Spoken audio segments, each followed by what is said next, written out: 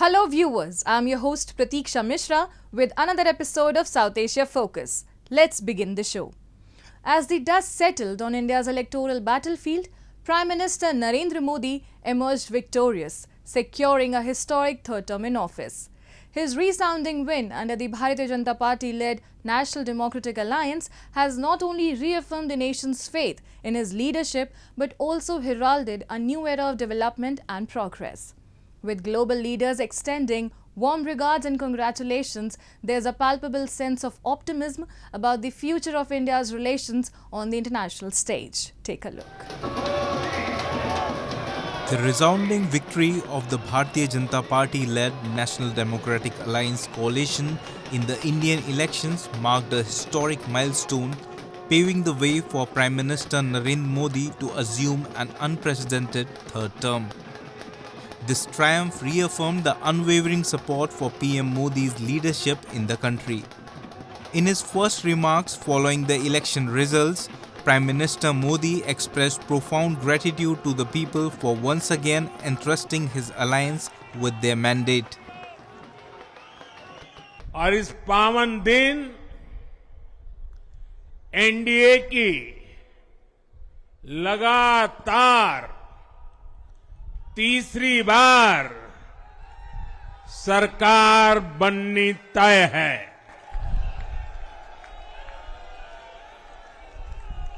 हम सभी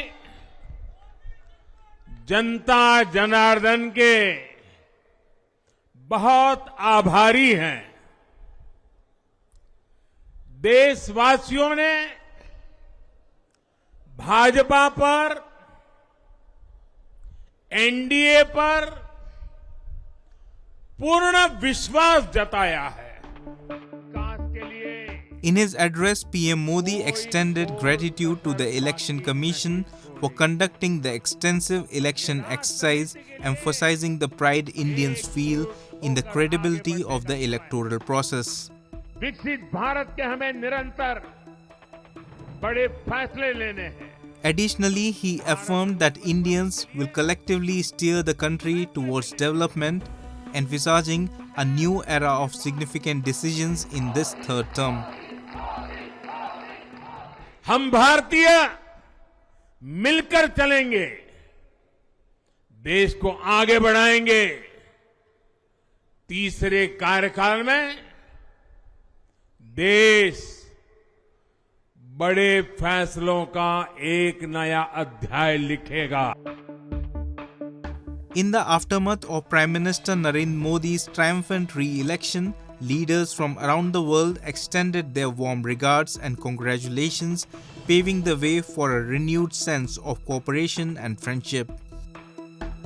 Italian Prime Minister Giorgia Meloni congratulated PM Modi and affirmed their commitment to strengthening the ties between Italy and India, while Israeli Prime Minister Benjamin Netanyahu conveyed warm regards to PM Modi for his third consecutive victory, expressing hope for the continued growth of the friendship between India and Israel. Meanwhile, Bhutan Prime Minister Tshering Tobgay tweeted his felicitations to PM Modi and expressed enthusiasm for bolstering bilateral relations, praising Modi's efforts in enhancing India's standing. Additionally, Nepali Prime Minister Pushpa Kamal Dahal extended his congratulations to PM Modi for securing a third consecutive term in office. Despite ongoing diplomatic tensions, Mohammad Muizzu, President of the Maldives, expressed optimism about cooperating with India to pursue common interests and achieve stability and prosperity for both nations. The widespread congratulatory messages from global leaders reflected a renewed era of collaboration and friendship. The expressions of goodwill from various nations underscored the positive outlook for India's future relations. This collective sentiment sets a promising foundation for strengthened partnerships and shared progress on the international stage. Let's now move to Nepal, where a centuries-old custom faces the risk of being lost. Honey hunting has been a crucial lifeline for several communities in Nepal. aiding to their sustenance and income generation. However, with the gradual decline in bee population and the disappearance of their habitats, villagers are growing increasingly anxious. Former honey hunters are now voicing their apprehensions, pondering over the changing environmental dynamics and recalling the ingenious solution devised by their ancestors. Take a look. In Nepal, the ancient tradition of honey hunting is facing a dire threat. For generations, the Gurung community, along with their counterparts in Lamjung and Kaski districts, have relied on honey hunting not just as a cultural practice, but also as a vital source of income alongside their agriculture pursuits. However, this year brings a cloud of concern as the villagers witness a noticeable decline in bee numbers and hives. Chandra Singh Gurung, a former honey hunter, voices the collective worry that permeates through the community. जेट लगाएपछि मह काट्ने सुरु गर्छ अलिअलि पैसा त आउने भयो भनेर सुरु गर्नु लागेको त मह आउँदै आएन यसपालि के भयो न त्यो पानी नभएर नआओ होई रुट ढाल्दिएर नआओ होई पर्दा अलिअलि आथ्यो अहिले साल त 10-12 नै आएन सर के गर्ने होला भन्दै सोचिरा गाउँले सबै सोचिराहा. Another former honey hunter, Dam Bahadur Gurung, expresses his deep concern about the deteriorating condition of the environment in their region. He highlights how the once thriving grazing lands have turned desolate, devoid of life, and even the honeybees, essential to their traditional honey hunting, have suffered a similar fate. He reminisces about the wisdom of their ancestors who understood the crucial relationship between trees and honeybees. यहाँ गाई चर्ने ठाउँ कस्तो विनाश भइसकेको छ यहाँ विद्युत के रे हाम्रो मौरी घरमा पनि कति विनाश भइसकेको छ पहिले बुढापाकाले यत्रो रुख पनि यत्रो सानो रुख पनि काट्नु नदिने थिए किन भन्दाखेरि त्यो मौरी आउँदैन के रे रुख छलमा यहाँ भिरको कुनामा रुख हुन्छ रुख वरिपरि चाहिँ काट्नै हुँदैन भन्थे. The decline in bee population is attributed to various factors, including the increasingly erratic weather patterns that have become characteristics of the region. Furthermore, the rise in Earth's temperature, as noted by the International Center for Integrated Mountain Development, has exacerbated these challenges. With the dwindling bee population comes a decline in pollination, affecting crop yields and the proliferation of wild flora essential for the ecosystem's balance. As the community of honey hunters grapples with these environmental upheavals, there arises a collective call for action to preserve their age-old tradition of honey hunting. Initiatives aimed at conservation and sustainable practices gain momentum as the villagers unite in their determination to safeguard both their cultural heritage and the delicate ecosystem upon which it depends. Time now for Asia This Week, the stories from across the continent. A delegation from Afghanistan's Taliban government was at the opening day of Russia's biggest annual economic forum in St. Petersburg on June 5th. Since the Taliban seized power in August 2021 as US-led forces withdrew after 20 years of war, Russia has been slowly building ties with the Taliban, though the movement is still officially outlawed in Russia. The St. Petersburg International Economic Forum, which once hosted Western CEOs and investment bankers from London and New York, has changed significantly amid the Ukraine war, which has triggered the biggest crisis in Russia's relations with the West since the 1962 Cuban Missile Crisis. Western investors seeking a slice of Russia's vast resource wealth have now been replaced by the businesses from China, India, Africa, and the Middle East.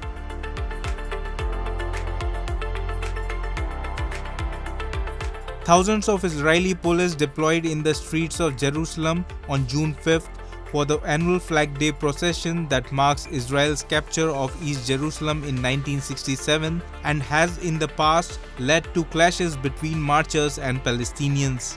There were minor scuffles in the old city which saw police leading away some marchers and standing outside a Palestinian shop, preventing marchers from approaching it. The world-old city of Jerusalem, home to some of the holiest sites of the Jewish, Muslim and Christian religions, has been a regular flashpoint for trouble, often from visitors from outside the area, where the three communities live in close proximity among the narrow alleyways.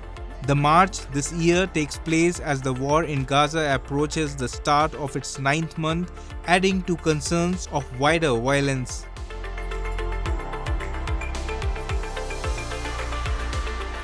Sporting and entertainment events took place at the East Pyongyang Stadium on June 5th to celebrate the 78th anniversary of the founding of the Korean Children's Union. A video provided by the Korean Central News Agency showed some children participating in a variety of games with others cheering them on. The finals of the 9th National Children's Football Games were also held at the event. Moving on. The concerns over mismanagement of projects in Pakistan-occupied Jammu and Kashmir are reaching a boiling point.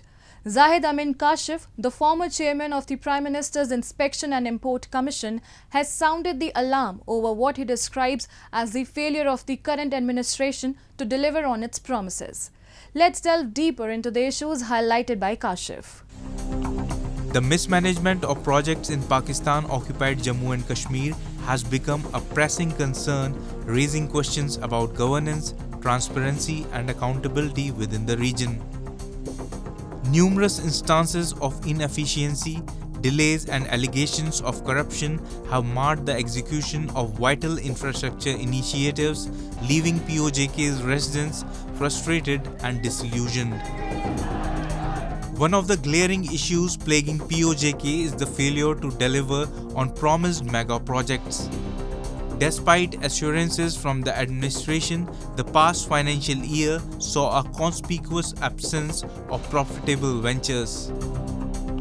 Even smaller scale projects with budgets as modest as 2 crore failed to materialize, reflecting a systematic breakdown in project planning and execution. Zahid Amin Kashif, the former chairman of the Prime Minister's Inspection and Import Commission or POJK, recently raised his voice against the wrongdoings of the current administration in the region. इस एक तरक्याती साल में जिसमें वज़ीर आज़म चौधरी अनवारुल हक साहिब रहे हैं और हैं, एक नया मेगा प्रोजेक्ट भी मुजफ्फराबाद को, जिसे आप दारुल हुकूमत आज़ाद कश्मीर का कहते हैं और कैपिटल सिटी कहते हैं, और ये एक हल्का भी है, पूरी एक इंतखाबी कॉन्स्टिट्यूंसी भी है, एक तरक्याती मेगा प्रोजेक्ट, बड़ा प्रोजेक्ट 6 करोड़ 2 करोड़ से ऊपर का एक भी नहीं मिल सका। 30 करोड़ 40 करोड़ की तो बात की बात है। न सिर्फ ये हुआ बल्कि जो जारिया प्रोजेक्ट्स थे जितने भी थे उन्हें इन्होंने तरीके से स्विच उनका ऑफ कर दिया, मुंजमद जिसे कहते हैं फ्रीज कर देना, ताकि लोग समझें। In his scathing critique, Kashif lays bare the stark reality of administrative failures in POJK, revealing a litany of broken promises and systematic deficiencies. 4 चौक थे मुजफ्फराबाद के, एक चौक पे अभी काम थोड़ा थोड़ा आहिस्ता जारी है और 3 चौकों को इन्होंने ऑफ कर दिया। अंदाज़ा कीजिए बाशिंदगान मुजफ्फराबाद, एक RCC पुल मंजूर शुदा है जिसे चेला RCC ब्रिज कहते हैं, 156 मीटर जिसकी लेंथ है। माहिरीन के मुताबिक मौजूदा चेला ब्रिज की मुद्दत पूरी हो चुकी है, खतरनाक हालत में। As the echoes of Zahid Amin Kashif's revelations reverberate across Muzaffarabad, it's clear that the concerns over administrative failures in Pakistan-occupied Jammu and Kashmir have reached a critical juncture. The allegations of mismanagement, corruption and neglect have struck a chord with residents who are growing increasingly disillusioned with the current state of affairs. Kashif's stark assessment sheds light on the systematic breakdown in governance, transparency and accountability within POJK. The failure to deliver on promised mega projects, the abandonment of crucial infrastructure initiatives and the absence of key officials during vital planning phases paint a grim picture of an administration in disarray. In the Indian city of Jaipur, a beacon of hope shines brightly through the efforts of Manu Kamboj, a dedicated gymnastics coach and recipient of the prestigious National Youth Award.